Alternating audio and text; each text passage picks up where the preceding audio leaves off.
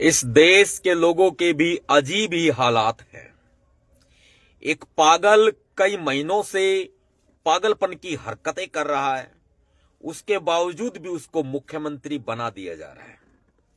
मैं बिहार के मुख्यमंत्री श्री नीतीश कुमार जी की बात कर रहा हूं। उनकी हरकतें सारी ही पागल वाली हैं। या वो पागल होने का दिखावा कर रहे हैं या पागल होने का ढोंग कर रहे हैं। यह ठीक उस तरह से है जैसे भारत में नग्नता अश्लीलता परोस रही रील में कुछ लड़कियों को इस प्रकार फेमस किया जाता है जिस तरह से वो उनके पेट को भर रही हो और सुबह और शाम बिना रोटी खाए बिना पानी पिए जैसे लोगों का काम नहीं चलता, ऐसे ही उनका काम नहीं चलता बिना जब तक ऐसी औरतों को लड़कियों को फेमस नहीं करते हैं। इसी तरह से नीतीश कुमार है। नीतीश कुमार खूब पागलपन की हरकतें पे उतर आया और उसको लोगों ने सराहा, उसको लोगों ने पसंद किया। और जो अगर ईवीएम का झोल ना कहे तो उसको दोबारा से फिर मुख्यमंत्री बना दिया। दोबारा से क्यों यार, कईयों बार बनाया, रिकॉर्ड है। अब एक मुस्लिम महिला का उसने हिजाब खींचकर अपमान किया।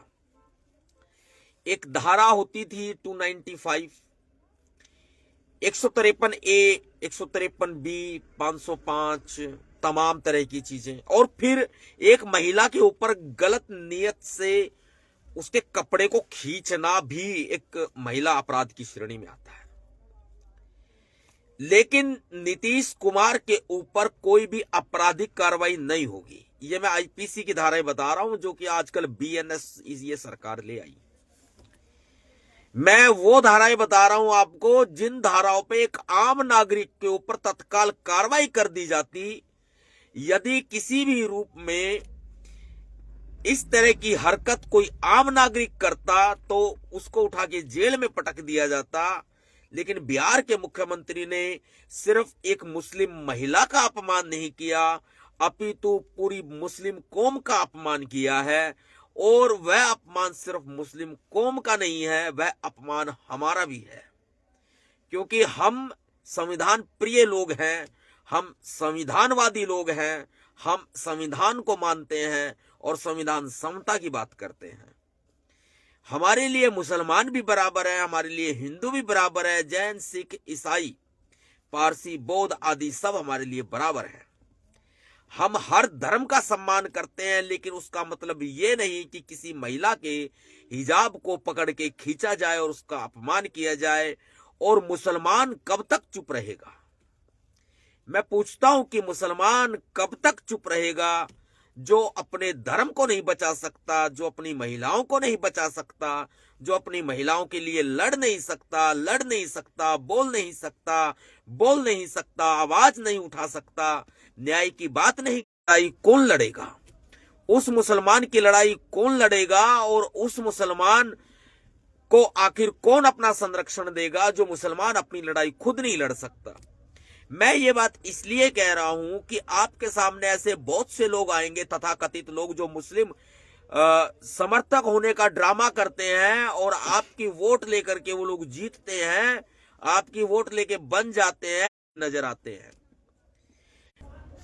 और वो नीतीश कुमार के साथ फोटो खिंचवाते हुए नजर आते हैं। ऐसे अनगिनत लोग हैं जिनकी भीतर से बीजेपी के साथ सेटिंग होती है, हाथ मिला के रखते हैं और पैसा, इतना मोकड़ा पैसा कमा लेते हैं कि जिनके पास फिर पैसे की कमी नहीं होती है। हालांकि ईडी को उनके ऊपर कार्रवाई करनी चाहिए।